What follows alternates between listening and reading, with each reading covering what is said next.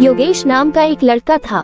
उसकी कास्ट तो ऊंचे खानदान से ही थी, लेकिन वह मिडिल क्लास का लड़का था और उसने जिस कास्ट में जन्म लिया उस कास्ट के लोग केवल पैसे वाले को ही लड़की देते थे।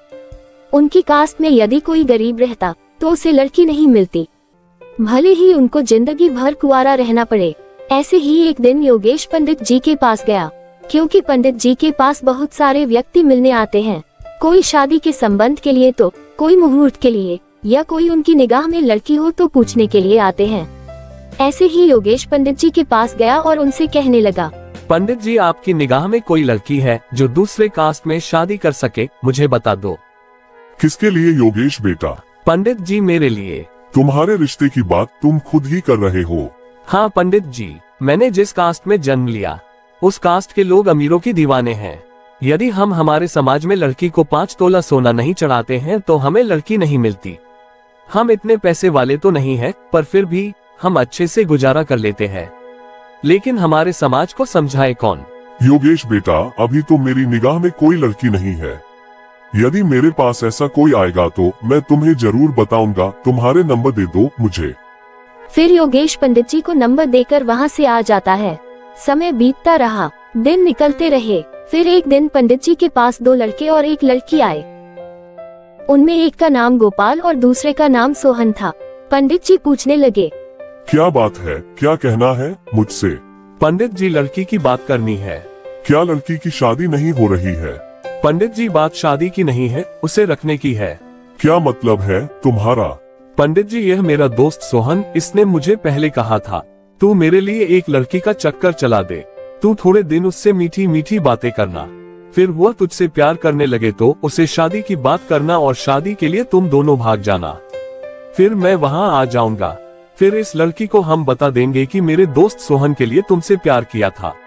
अब ये लड़की घर से भाग गई, लेकिन सोहन कह रहा है मैं इस लड़की से शादी नहीं करूंगा। तूने ही इसको प्यार में फंसाया है, तू ही इससे शादी कर। और मैं इससे शादी नहीं कर सकता क्योंकि मेरे पहले से ही बीवी बच्चे हैं और इसका वजन कहाँ उठाऊंगा। और सोहन है जो इस लड़की को रखने से मना कर रहा है।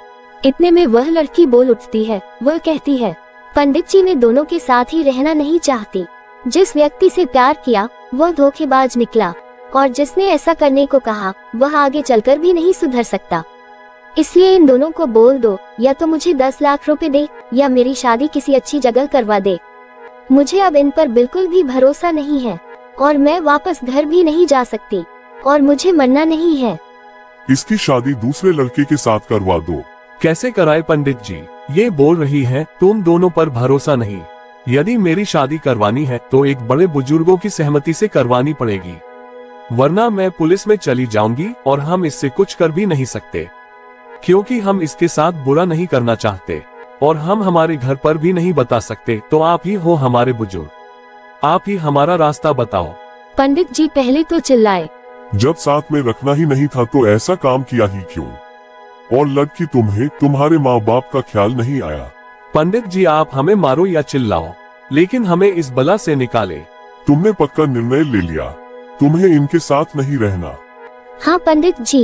यदि मैं तुम्हारी शादी दूसरी जगह करवा दूं तो तुम उसका घर तो नहीं तोड़ोगी? ऐसा कभी नहीं होगा, आप जहाँ बोलोगे मैं वहाँ शादी करूँगी। ठीक है, मेरी निगाह में एक लड़का है जो वह बार बार मेरे से पूछता रहता है। पंडित जी, तुम्हारे निगाह में कोई लड़की हो तो मुझे बता दो, आज उसके भाग्य खुल जाएंगे। पंडित जी योगेश को फोन लगाते हैं और कहते हैं, योगेश बेटा, मैंने तुम्हारे लिए एक लड़की ढूंढ ली है, तुम आ जाओ, अभी मैं तुम्हारी शादी करवा दूंगा। योगेश ये बात सुनकर खुशी से झूम उठा और उसने अपने मम्मी पापा को बताकर पंडित जी के घर आ गया।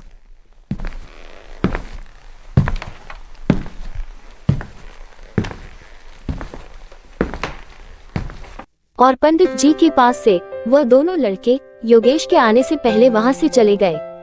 पंडित जी ने दोनों की शादी करवा दी। योगेश ने पंडित जी से ये भी नहीं पूछा ये लड़की कौन है, कहां से आई, बस पंडित जी के अटूट विश्वास से ही उसने शादी कर ली। फिर योगेश और उसकी पत्नी फिर खुशी खुशी रहने लगे।